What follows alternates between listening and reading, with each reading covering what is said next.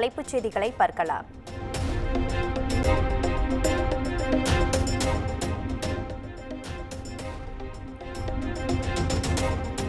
காவல்துறை சார்பில் போதைப் பொருட்கள் இல்லாத தமிழ்நாடு விழிப்புணர்வு நிகழ்ச்சி. முதலமைச்சர் மு.க.ஸ்டாலின் தலைமையில் உறுதிமொழி ஏற்பு. பொருட்களை தமிழ்நாட்டில் வேறொருக்க அரசுக்கு துணை நிற்பேன். மாநிலத்தின் வளர்ச்சிக்கும் மக்களின் நல்வாழ்விற்கும் நான் அர்ப்பணிப்புடன் பங்காற்றுவேன் என்று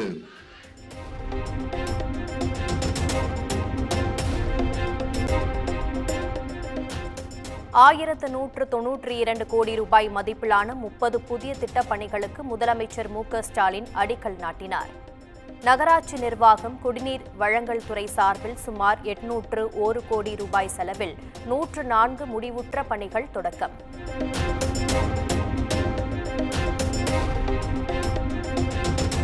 புதுக்கோட்டை, நாமக்கல், திருவண்ணாமலை, காரைக்குடி ஆகிய 4 நகராட்சிகள் மாநகராட்சிகளாக உதயமானது. முதலமைச்சர் மு.க.ஸ்டாலின் தொடங்கி வைத்தார்.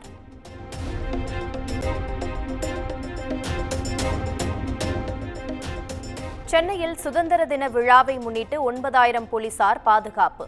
புனித ஜார்ஜ் கோட்டை மற்றும் அதனை சுற்றியுள்ள பகுதிகளில் 5 அடுக்கு பாதுகாப்பு ஏற்பாடு.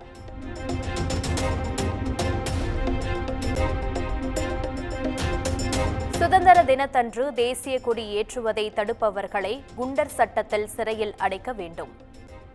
சுதந்திரம் அடைந்து இத்தனை ஆண்டுகளாகியும் தேசிய கொடியை ஏற்ற பாதுகாப்பு வழங்குவது அவமானம் என சென்னை உயர்நீதிமன்றம் கருத்து.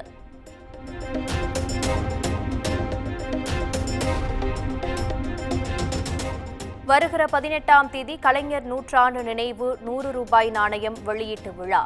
எடப்பாடி பழனிசாமி, அண்ணாமலை, ரஜினிகாந்த், கமல்ஹாசன் உள்ளிட்டோருக்கு அழைப்பு.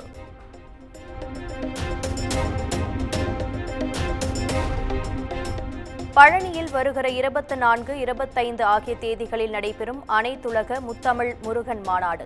மாநாட்டு பணிகளை அமைச்சர்கள் சேகர் பாபு, சக்கரபாணி ஆகியோர் ஆய்வு.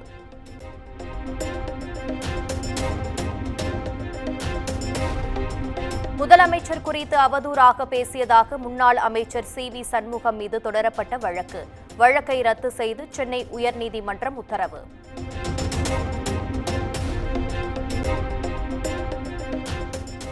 பொன் மாணிக்கவேல் பணியாற்றிய சமயத்தில் தனிப்படையில் இருந்த அனைவருக்கும் சம்மன் அனுப்ப சிபிஐ முடிவு. முன்னாள் டிஎஸ்பி காதர் பாட்ஷாவிடமும் விசாரணை நடத்த சிபிஐ அதிகாரிகள் திட்டம் என தகவல்.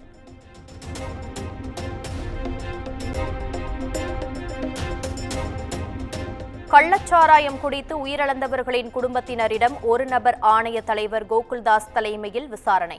குணமடைந்த 161 பேரிடம் விசாரணை முடிவடைந்த நிலையில் ஆஜராகாத 11 பேருக்கு மீண்டும் சம்மன் அனுப்ப முடிவு.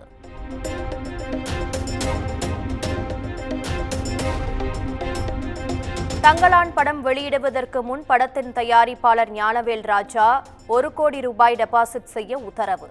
பட தயாரிப்பாளர் ஞானவேல் ராஜாவுக்கு சென்னை உயர்நீதிமன்றம் ஆணை.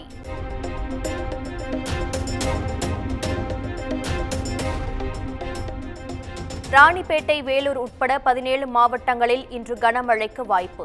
ஈரோடு, திருப்பூர் உட்பட 8 மாவட்டங்களில் நாளை கனமழை பெய்யும் என்றும் வானிலை ஆய்வு மையம் தகவல்.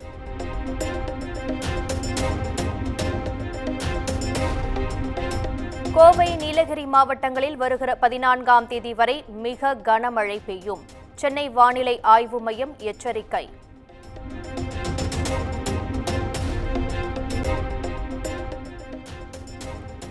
ஆரணி மற்றும் அதன் சுற்றுவட்டார பகுதிகளில் பெய்த கனமழையால் 1000 ஏக்கர் நெற்பயிர்கள் சேதம். சேதமடைந்த நெற்பயிர்களை கணக்கிட்டு அரசு நிவாரணம் வழங்க வேண்டும் என விவசாயிகள் கோரிக்கை.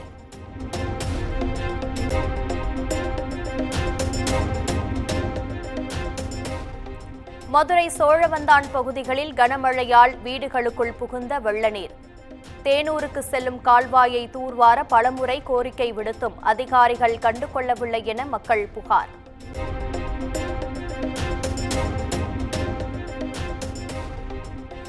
கரூர் அருகே லஞ்ச புகாரில் ஜெயங்கொண்டம் பேரூராட்சி செயல் அலுவலர் உட்பட 2 கைது. சொத்து வரி நிர்ணயம் செய்ய லஞ்சம் கேட்ட நிலையில் லஞ்ச ஒழிப்பு போலீசார் நடவடிக்கை.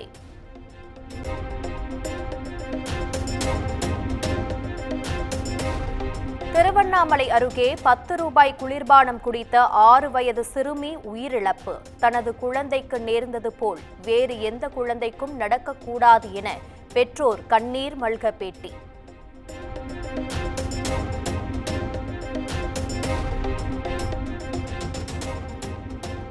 நாமக்கல் அருகே கார் மீது மோதிய அரசு பேருந்து. தடுப்புச் சுவரில் மோதி கார் இழுத்து செல்லப்படும் சிசிடிவி காட்சிகள் வெளியீடு.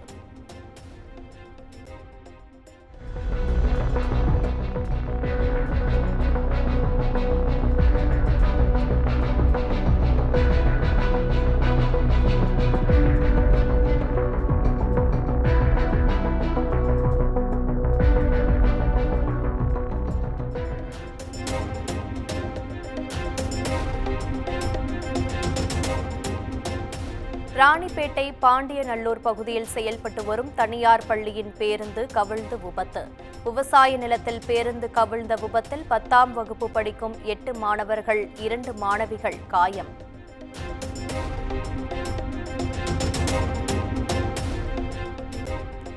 நாமக்கல் மாவட்டம் ராசிபுரம் அருகே கள்ளச்சந்தையில் மது விற்பனை அமோகம். மதுபான கூடத்தில் விற்கப்படும் காட்சிகள் வெளியானது.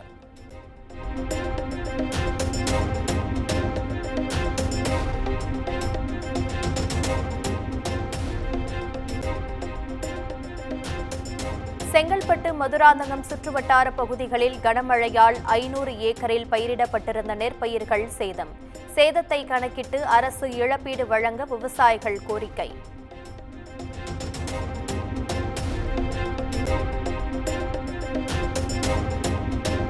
அமெரிக்க அதிபர் தேர்தலில் போட்டியிடும் ட்ரம்பை நேர்காணல் செய்கிறார் எலோன் மஸ்க். கருத்து கணிப்பில் கமலா ஹாரிஸ் பின்னடைவை சந்தித்துள்ள நிலையில் ட்ரம்புக்கு ஆதரவு பெருகிறது.